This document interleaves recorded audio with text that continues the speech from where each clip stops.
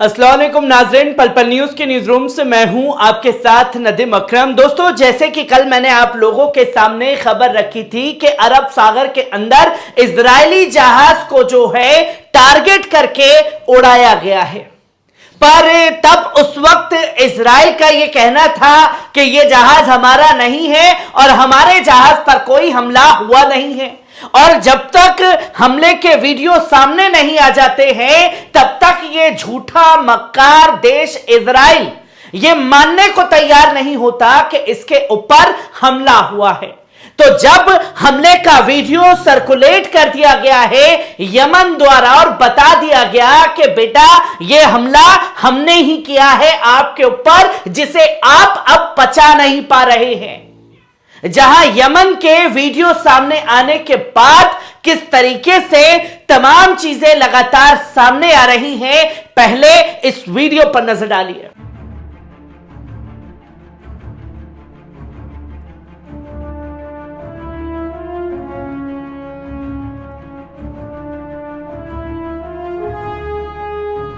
आपने देखा कि किस तरीके से जंग के दायरे जो हैं वो लगातार बढ़ रहे हैं।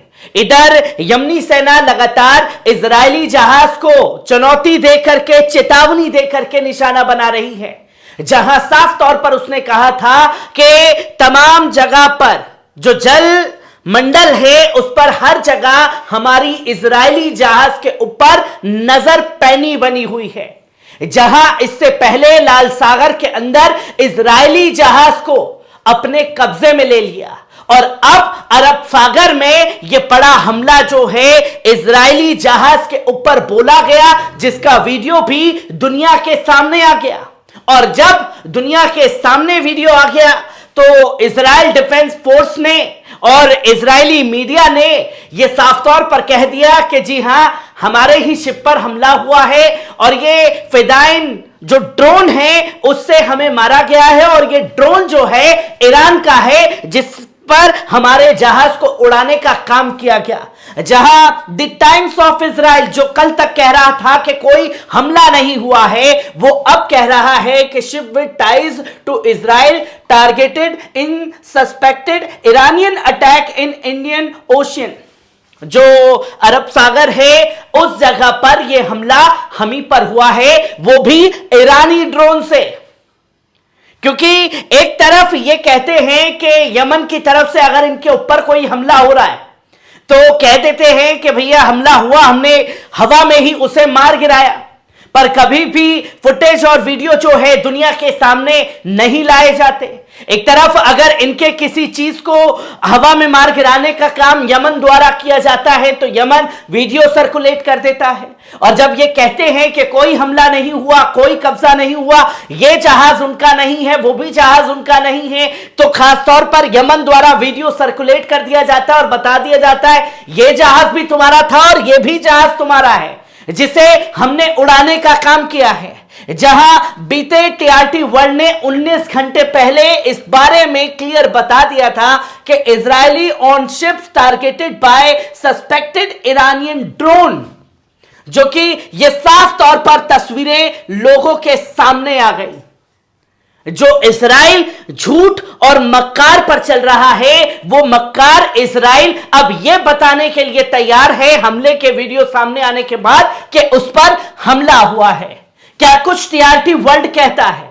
एक अमेरिकी रक्षा अधिकारी ने कहा है कि एक इजरायली अरबपति स्वामित्व वाले कंटेनर जहाज पर हिंद महासागर में एक संदिग्ध ईरानी ड्रोन ने हमला किया है, क्योंकि इजराइल गाजा में हमास के खिलाफ युद्ध छेड़ा हुआ है, इसकी वजह से उसको टारगेट किया गया है।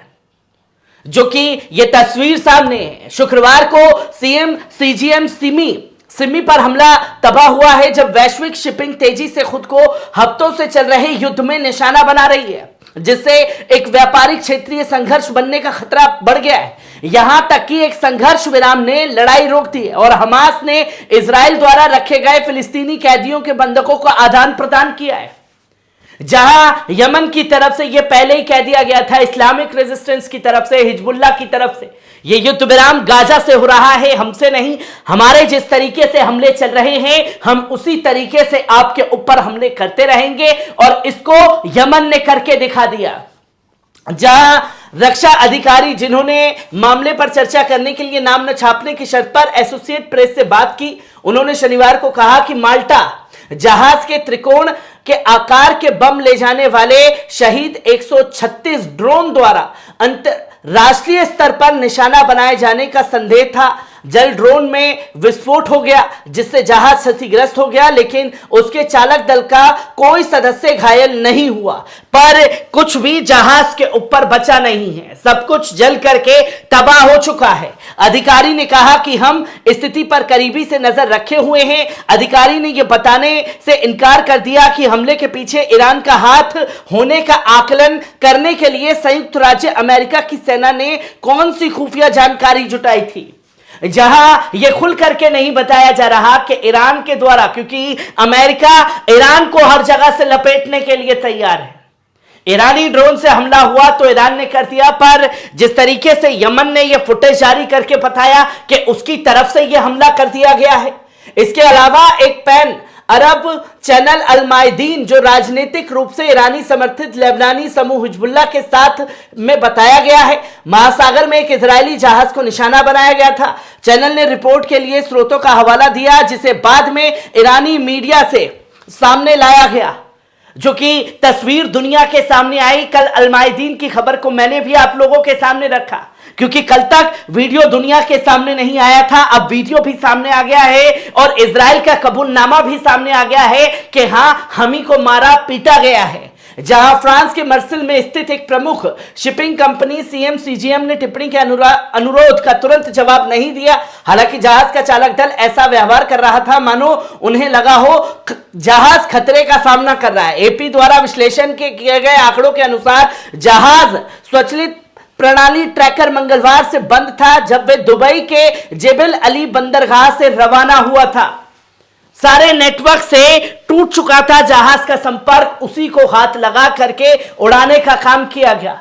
जहां सुरक्षा कारणों से जहाज को एआई सक्रिय रखना चाहिए, लेकिन अगर ऐसा लगता कि उन्हें निशाना बनाया जा सकता है तो चालक दल उन्हें बंद कर देंगे। उसने पहले भी ऐसा ही किया था जब वे ईरान समर्थित हुती विद्रोहियों के घर यमन के पास से लाल सागर के रास्ते यात्रा कर रहा था। निजी खुफिया फर्म एम्ब्रे एपी ने बताया कि पूर्वी प्रशांत अब सूरत हाल तस्वीर यह आ चुकी है कि लाल सागर यानी यमन की तरफ से जब इजराइल के जहाज गुजर रहे हैं तो उन्हें अपने सारे नेटवर्क सिस्टम बंद करके निकलना पड़ रहा है, सारे संपर्क तोड़ करके यमन से क्रॉस होना पड़ रहा है, क्योंकि उन्हें यह डर है कि लाल सागर में यमन के जो हुतीज हैं वो निशाना बना करके कब्जा कर सकते हैं, जो कि नेटवर्क इसलिए तोड़ करके निकल रहे हैं। और इजरायली शिपों में यमन का खौफ साफ तौर पर देखने को मिला, पर यमन ने भी ये बता दिया कि सिर्फ लाल सागर ही नहीं,